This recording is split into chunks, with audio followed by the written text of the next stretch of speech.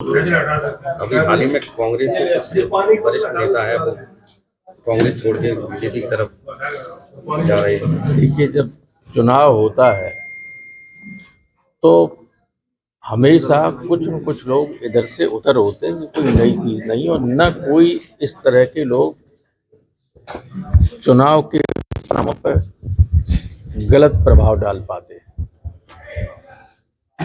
नेताजी कहा करते थे कि चुनाव के वक्त जो है स्थिति ऐसी होती है, रेल की जैसे होती है, सवारी एक जगह से चढ़ी, बीच में उतरी, लोग समझ रहे जो खाली हो जाएगी, जब पहुंचती तब भरी हुई होती है।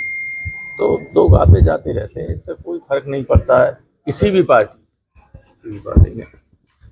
लेकिन अब आपकी पार्टी में पल्लवी पटेल, स्वामी प्रसाद मौर्य के भी सुर बदल गए हैं। कोई सुर नहीं बदल गए। ये तो अच्छा, अभिव्यक्ति की स्वतंत्रता का अधिकार सबको है। हमारी पार्टी जितनी डेमोक्रेटिक पार्टी इस देश की कोई पार्टी नहीं। हमने अपने प्रतिनिधियों पर कभी कोई बंदिश नहीं लगाई। जो छोड़ के गए हैं पहले भी, वो अब कहते हैं कि आपके जैसी पार्टी कभी नहीं थी। हमारे एक मित्र हैं, एमपी थे, राज्यसभा के एमपी थे, वो कहते हैं कि आपके यहाँ कभी न नेताजी ने हमें रोका, न आपने रोका। आप नेता थे, नेताजी लोकसभा में नेता थे, मैं राज्यसभा में नेता था। मैंने जो बयान दिया उस पर कभी न रोका न नाराजगी जाहिर की। ऐसी आज़ादी नहीं। उन्होंने कहा वो बीएसपी में थे तो बंधुआ मजदूर थे, बीजेपी पहुंच गए और ज़्यादा बंधुआ मजदूर हो गए। तो हमारे पल्लवी पटेल हों या मौर्य जी हों, किसी पे बंदिश थोड़ी है। वो पार्टी के लोग हैं, पार्टी के निष्ठावान लोग। यहाँ जो उनको कहीं लगता है अपनी आवाज बताते कहते हैं, ऐसी कोई बात नहीं। वो अखिलेश जी के पीडीए फॉर्मूला को लेकर नाराज है कि जया बच्चन और ऐसा है कि पीडीए में फिट देखा नहीं। अभी मैंने 16 लोकसभा की सीट डिक्लेयर की है, उसमें 90% पीडीए है।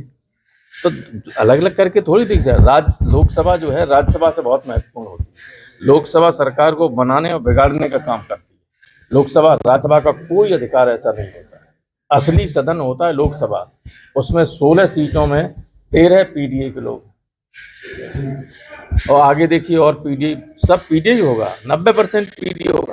तो ये कोई बात नहीं करते, कोई इसमें तथ्य नहीं। लोग छोड़िए, कह रहे हैं कुछ लोग स्वयं बनना चाहते हैं तो नहीं बन पाते, तो नाराजगी जाहिर करते हैं। जब पहले इंडिया गठबंधन में तमाम दल शामिल थे, लेकिन धीमे धीमे करके अब निकले, तो कोई इंडिया गठबंधन से अलग नहीं होगा। जो निकले नहीं है वो रणनीति का हिस्सा है।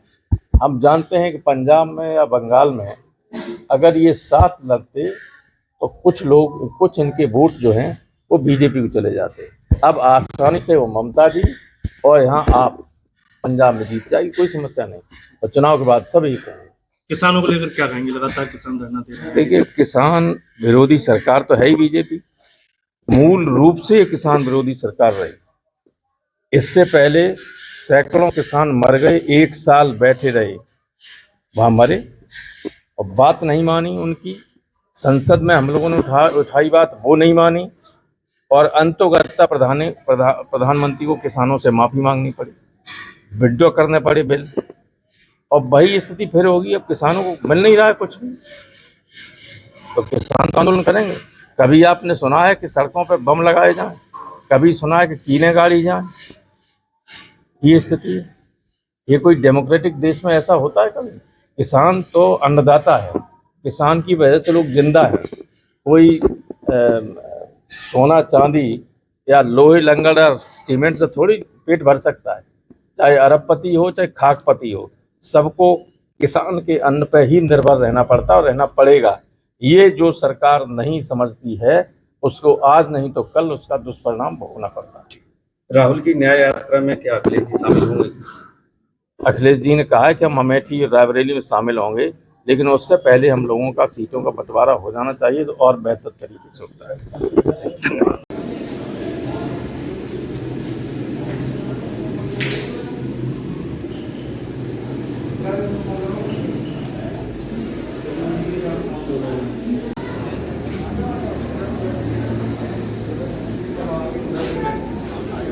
आप पट्टा में उधर प्रोग्राम तो उधर है, आप प्रोग्राम में अभी तो लेट है, 2 दिन